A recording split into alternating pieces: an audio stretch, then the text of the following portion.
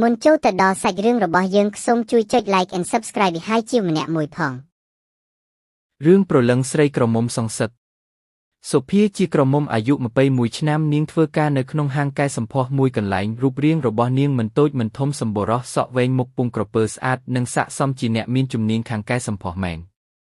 តាមធម្មតាក្រោយពេលចេញពីធ្វើការនៅម៉ោង 8 យប់នាងត្រឡប់មកផ្ទះវិញម្នាក់ឯងមិនដែលជិះអីទេព្រោះផ្ទះរបស់នាងនៅមិនឆ្ងាយពីកន្លែងធ្វើការប៉ុន្មានឡើយមានយប់មួយនោះនៅពេលដែលសុភាកំពុងត្រឡប់មកផ្ទះវិញដូចសពមួយដងក៏ស្រាប់តែមានមនុស្សមកចាប់នាងពីក្រោយដៃម្ខាងខ្ទប់មាត់នាងជាប់រួចអូសនាងចូលទៅក្នុងផ្ទះមួយនៅជាប់នឹងផ្លូវសុភាតស៊ូរើបំរះអស់ពីសមត្ថភាពតែឥតប្រយោជន៍នាងអន់ខំដៃរបស់វាយ៉ាងពេញទំហឹងវាក៏ទះកំភ្លៀងនាងឲ្យដួលបោកខ្លួនទៅនឹងកំរាលឥដ្ឋវាដើរចូលទៅរកនាងទាំងកំហឹងពេលនោះសុភាក៏ដកកូនកាំបិតចេញមកពីកាបូបរួចក៏ចង់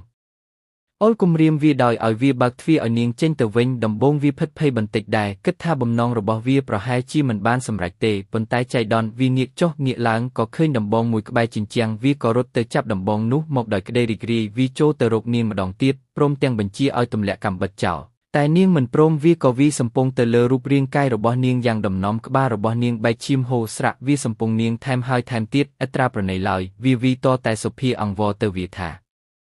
ខ្ញុំព្រមហើយឈប់វាទៀតទៅឬនាងអង្វរដូចនេះវាក៏បោះដំបងចោលហើយដើរចូលទៅជិតនាងសុភាដែលឈាមកំពុងហូរជោគខ្លួនវាចាប់សុភាឲ្យដេកនៅលើកាំជណ្ដើរនិងសាយសម្ពុតរបស់នាងឡើងរហូតឃើញខោក្នុងពណ៌ដ៏ស្អាតនៅបិទបាំងវត្ថុស្ងួតរបស់នាងដែលនាងមិនធ្លាប់ឲ្យអ្នកណាមកប៉ះវាម្ដងឡើយវាទាញខោក្នុងរបស់នាងឲ្យរហែកក៏យយអស់រហូតឃើញភាពជាស្រីក្រមុំយ៉ាងច្បាស់ក្រឡែតសុភាដេកដកដង្ហើមអណ្ឌិតអណ្ដកឈឺចាប់ខ្លាចផ្សាទាំងរូបកាយនិងដួងចិត្តវាអន់ទៅរកចំណុចសំខាន់របស់សុភានិងលិតយ៉ាងក្រហល់ក្រហាយពុកមាត់ដ៏ក្រៀករបស់វាត្រដុសបរិវេណនោះឡើងក្រហមវាកាត់អារម្មណ៍ពេញទំហឹងវាគាស់យករបស់វាមកញ៉ាត់បញ្ចូលទៅឥតក្តីមេត្តាធ្វើឲ្យសុភាស្រែកទួញយំដោយក្តីឈឺចាប់វាបុកទៅទាំងកំរោលគ្មានយល់ថានាងនៅក្រមុំឬនៅថ្មីថ្មងអីទេ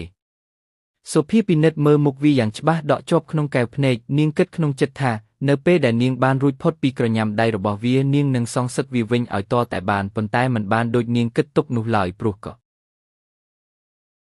ក្រោកពីរំលោភនាងអស់ចិត្តហើយអាចោរព្រាននោះក៏ច្របាច់ក៏របស់នាងឲ្យស្លាប់នៅនឹងកន្លែងលុះដល់យប់ជ្រៅវាក៏អូសសពរបស់នាងសុភាយកទៅទុកចោលនៅលើផ្លូវមួយឆ្ងាយពីអគារមួយខ្នងនេះនាងស្លាប់ទៅទាំងប៉ូលីសមិនអាចដឹងបានឡើយថាឃាតក្តីដល់នោះជាអ្នកណាវាអាចរួចខ្លួននិងក៏មានឱកាសចាំចាប់ស្រីផ្សេងរំលោភទៀតដូចដែលវាធ្លាប់ធ្វើកន្លងមក